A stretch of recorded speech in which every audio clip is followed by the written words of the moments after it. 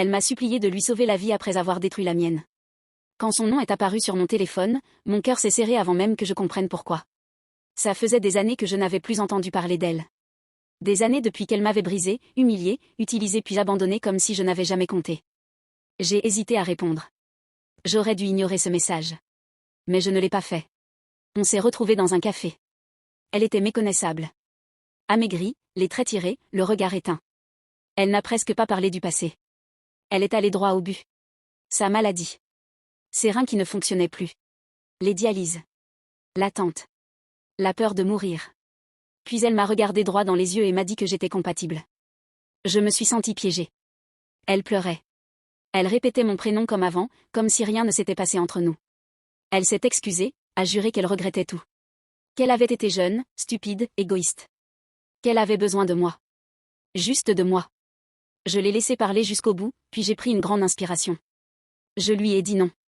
Son visage a changé instantanément. Les larmes ont cessé. Sa voix s'est durcie. Elle a commencé à trembler, puis à s'énerver. Elle m'a demandé comment je pouvais être aussi froide. Comment je pouvais la regarder mourir sans rien faire. Elle a élevé la voix, attirant les regards autour de nous. Elle m'a rappelé tous les moments où elle avait été là pour moi en oubliant soigneusement ceux où elle m'avait détruite. Je lui ai expliqué. Les blessures. Les années de reconstruction.